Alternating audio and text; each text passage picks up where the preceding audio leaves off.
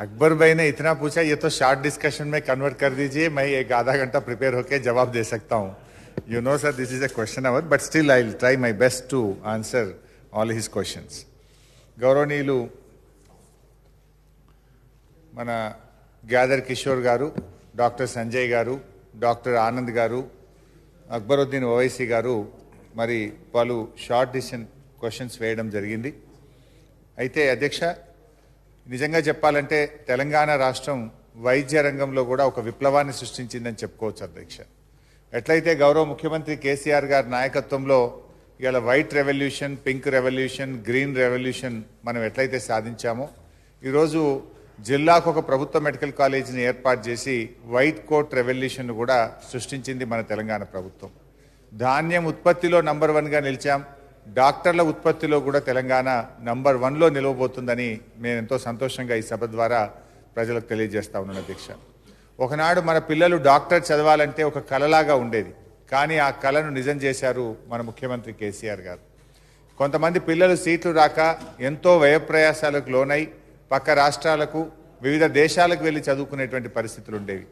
ఉక్రెయిన్కో, రష్యాకో, చైనాకు పోయి చదవాలంటే అక్కడ భాష నేర్చుకొని, రష్యన్ భాష, చైనీస్ భాష నేర్చుకొని ఆ భాషలో చదువుకొని ఎంత ఇబ్బందులు మన పిల్లలు పడ్డారో కూడా తెలియంది కాదు అధ్యక్ష.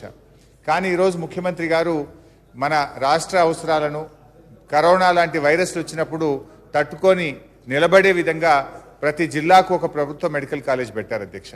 గతంలో అధ్యక్ష, ఉమ్మడి ఆంధ్రప్రదేశ్లో ఉన్నప్పుడు కనీసం ఒక జిల్లాకు డిగ్రీ కాలేజీలు కూడా గత ప్రభుత్వాలు ఏర్పాటు చేయలేకపోయినాయి. రంగారెడ్డి జిల్లాలో ఒక్క ప్రభుత్వ డిగ్రీ కాలేజ్ లేకుండా అధ్యక్ష, ఇదే సభలో ఆ రోజు మేము మాట్లాడినాం అధ్యక్ష. అంటే గత ప్రభుత్వాలు 10 జిల్లాలున్న తెలంగాణలో ఒక జిల్లాకు ఒక డిగ్రీ కాలేజ్ పెట్టలేకపోతే ఇవాళ 33 జిల్లాలుగా మార్చి ప్రతి జిల్లాకు ప్రభుత్వ మెడికల్ కాలేజీ పెట్టి గౌరవ ముఖ్యమంత్రి గారు చరిత్ర సృష్టించిన విషయాన్ని మీ ద్వారా గౌరవ సభ్యుల దృష్టికి తెస్తా ఉన్నాను అధ్యక్ష. ఎంబీబీఎస్ సీట్ల అధ్యక్ష, రాష్ట్రం ఏర్పడ్డప్పుడు 2850 ఉంటే ఈరోజు 8515 ఎంబీబీఎస్ సీట్లకు పెంచుకోవడం జరిగింది. అదేవిధంగా పీజీ సీట్ల అధ్యక్ష 1183 నుంచి 2890 పీజీ సీట్లు కూడా పెంచుకోవడం జరిగింది అధ్యక్ష.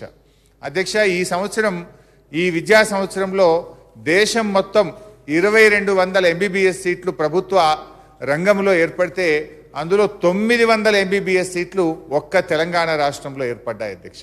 అంటే దేశం మొత్తం 1300 ఎంబీబీఎస్ సీట్లు వస్తే ఒక తెలంగాణలో 900 ఎంబీబీఎస్ సీట్లు మన ఒక్క రాష్ట్రంలో ఏర్పడ్డాయి.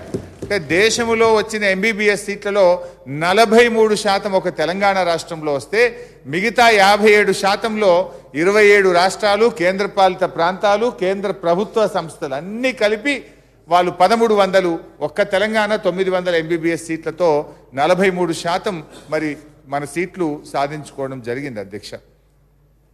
రాష్ట్రం ఏర్పడ్డ తర్వాత అధ్యక్ష, మెడికల్ కాలేజీల సంఖ్య 3 రెట్లు పెరిగింది అధ్యక్ష.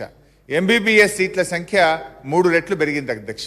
అంటే 60 ఏళ్లలో 2850 సీట్లుంటే కేవలం ఈ 9 సంవత్సరాల్లో ఆ సంఖ్యను 8515కు తీసుకుపోయాం అధ్యక్ష.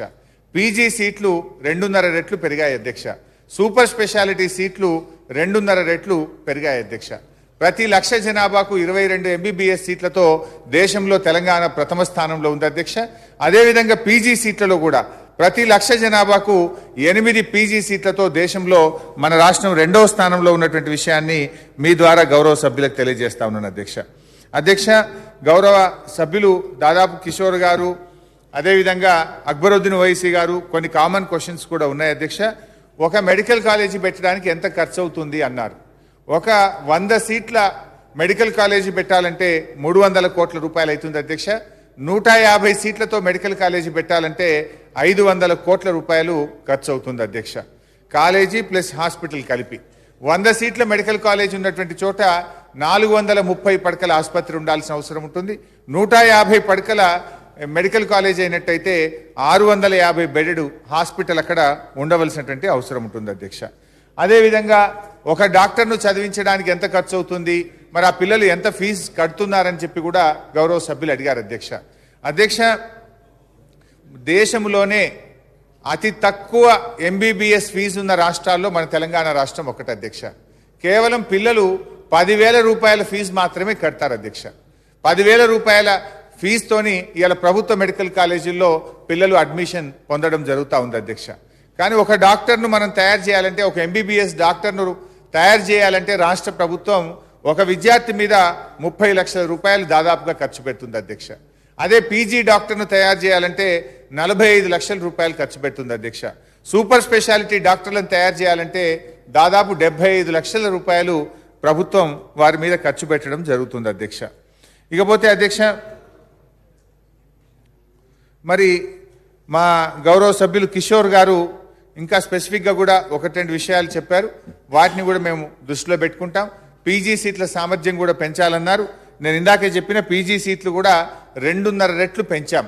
అంతేకాకుండా రాబోయే రోజుల్లో పీజీ సీట్లు పెంచడంలో ఏ డిపార్ట్మెంట్స్లో అయితే డిమాండ్ ఉందో ఆ డిపార్ట్మెంట్స్లోనే పీజీ సీట్లు పెంచే దిశగా, అంటే ఫ్యూచర్లో డిమాండ్ ఉన్న కోర్సెస్ను మన ప్రభుత్వ మెడికల్ కాలేజీల్లో పెంచే దిశగా కూడా ప్రభుత్వం ఆలోచిస్తుంది అధ్యక్ష.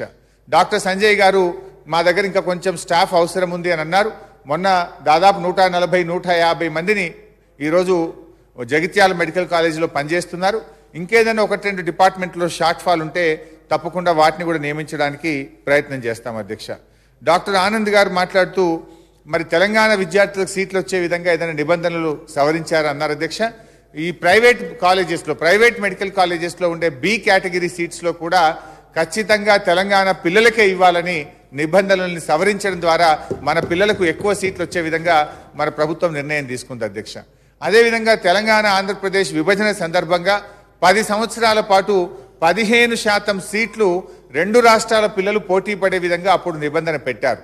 అయితే మేమేం ఆలోచించామంటే అధ్యక్ష, 2014 రాష్ట్రం ఏర్పడే నాటికి మన తెలంగాణలో 5 మెడికల్ కాలేజీలు ఉన్నాయి. ఆ 5 మెడికల్ కాలేజీల్లో మాత్రం ఆంధ్రప్రదేశ్ విద్యార్థులు వచ్చి పాల్గొనొచ్చు. రాష్ట్రం ఏర్పడిన తర్వాత పెట్టుకున్నటువంటి కాలేజీలు ఏవైతే ఉన్నాయో ఇక్కడ అచ్చంగా 100% తెలంగాణ బిడ్డలకు వచ్చే విధంగా కూడా నిబంధనలను సవరించాం. తద్వారా కూడా మన పిల్లలకు సీట్లు ఎక్కువ రావడానికి ఉపయోగపడ్డదని కూడా మనవి చేస్తా ఉన్నాం. ఈ తెలంగాణ టీబీ శానిటోరియం సంబంధించి అది డిహెచ్ పరిధిలో ఉంటుంది. మరి వారిని వీలైనంత వరకు అంటే వారి సేవలు వాడుకోవాలి అధ్యక్ష. ఉద్యోగులు ఇలా శానిటోరియం నడవనప్పుడు అక్కడ వాళ్ళు వృధాగా ఉన్నారు కనుక వారి సేవల్ని ఎంతవరకు ఎక్కడ వీలైతే అక్కడ వారి సేవల్ని ఉపయోగించుకుంటాం. వీలైనంత వరకు దగ్గర పరిసర ప్రాంతాల్లో వారిని అడ్జస్ట్ చేయడానికి మేము ప్రయత్నం చేస్తాం అధ్యక్ష. గౌరవనీయులు అక్బరుద్దీన్ గారు చెప్పిన దాంట్లో కొన్ని వివరాలు నేను చెప్పగలిగాను. అదేవిధంగా WHO నిబంధన ప్రకారంగా ఎంతమంది డాక్టర్లు ఉండాలని 1,00,000 జనాభాకని అడిగారు. ప్రతి 1,00,000 జనాభాకు ఇలా ఒక డాక్టర్, ప్రతి 1000 మందికి ఒక డాక్టర్ ఉండాలనేది WHO నిబంధనలు చెప్తా ఉన్నాయి. తెలంగాణలో దాదాపు 40,000 మంది డాక్టర్లు ఇప్పటికే రిజిస్టర్ అయి ఉన్నారు. అంటే ఆల్మోస్ట్ WHO నామ్స్కు దగ్గరగా మన తెలంగాణ రాష్ట్రం ఉంది. డాక్టర్ల సంఖ్య అందుబాటులో ఉందనేటువంటి విషయాన్ని మీ ద్వారా గౌరవ సభ్యులకు తెలియజేస్తా ఉన్నా అధ్యక్ష. అదేవిధంగా గౌరవనీయులు అక్బరుద్దీన్ గారు ఫైనాన్షియల్ అలొకేషన్ కానీ, అడిషనల్ ఫైనాన్షియల్ బర్డెన్ కానీ, స్టైఫండ్స్ టు SRs కానీ ఇంకా కొన్ని వివరాలు అడిగారు. తప్పకుండా అవన్నీ కూడా తెప్పించి వారికి వ్రాతపూర్వకంగా నేను పంపిస్తానని మీ ద్వారా గౌరవ సభ్యులకు తెలియజేస్తున్నాను. Minister for energy.